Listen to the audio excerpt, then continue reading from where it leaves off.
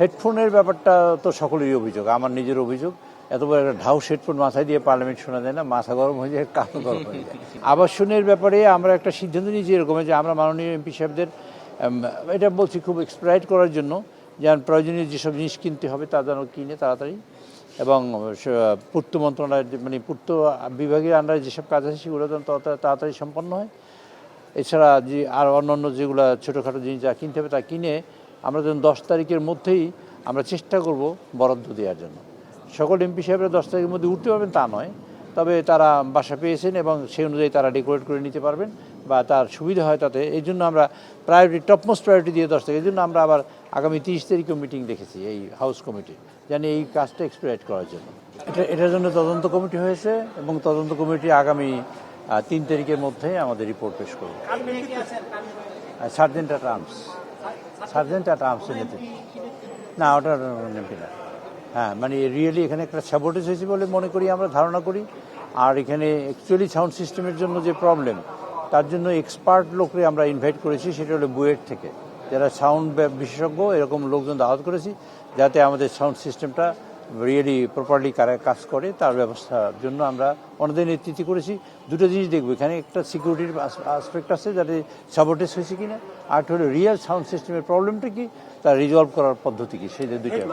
হেডফোনের ব্যাপারটা তো সকলেরই অভিযোগ, আমার নিজের অভিযোগ। এত বড় একটা ঢাউস হেডফোন মাথায় দিয়ে পার্লামেন্ট শোনা যায় না, মাথা গরম হয়ে যায়, কান গরম হয়ে যায়, ভেরি অসুবিধা। এটা চেঞ্জ হবে ইনশাআল্লাহ। মানে একটা অনেক সময় পাওয়া গেছে এই 5 আগস্টের পরে, আসলে তারপরেও কেন এই ধরনের বিভ্রান্তি হলো, বা এটা কি কোনো পরিকল্পিত? 5 আগস্টের পরে আপনারা জানেন দেশে একটা মানে আবহাওয়া তৈরি করা হয়েছিল, সে নির্বাচনই হবে না।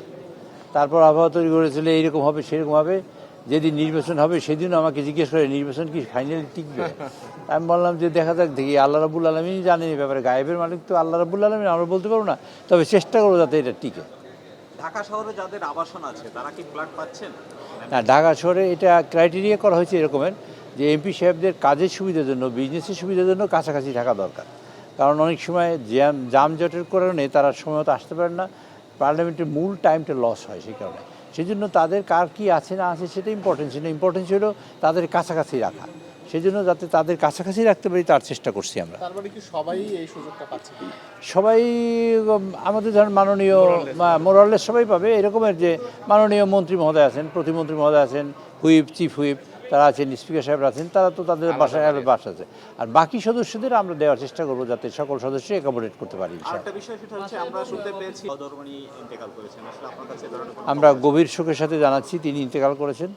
আগামী পরশুদিন 11টার সময় এখানে জানাজা হবে, আপনাদের দাওয়াত করি। আর আমরা তার রুহের মাগফিরাত কামনা করি, আল্লাহ তাআলা তাকে বেহেশত নসিব করেন, এবং এই পরিবারের সবাই যারা আছেন, স্পিকার সহ সবাই যেন শোক সন্তপ্ত পরিবারকে যেন সেই শক্তি দেন, তারা যেন ধৈর্য ধারণ করতে পারে। আমরা আল্লাহ কমিটি হয়েছে কিনা? আবাসন কমিটি তো হাউস কমিটি, এটাই তো আমরা বলছি, আমার সভাপতিত্বে।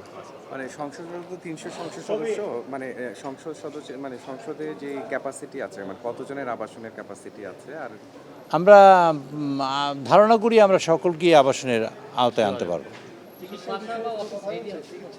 জি, চিকিৎসার বিষয়ে এখানে চিকিৎসা আমাদের অপ্রতুল।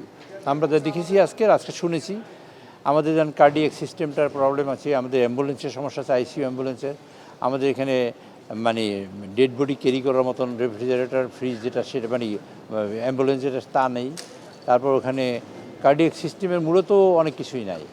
তারপর আমাদের কিছু রেডিওলজিস্ট, তারপর এবং প্যাথোলজিস্ট, এরকম কিছু প্রবলেম আছে যেগুলো আগে ছিল।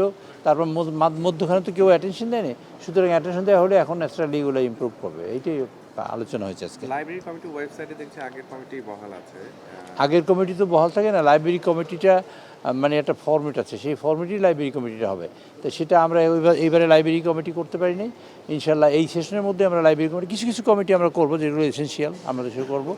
আর এই পার্লামেন্টের যেমন পারফরমেন্স আছে, দলের ডিমান্ড আছে, পার্টির অবস্থান আছে, সব মিলিয়ে আমরা মূলত সংসদীয় কমিটিগুলো করবো ইনশাল্লাহ, হয়তো বা নেক্সট সেশনে।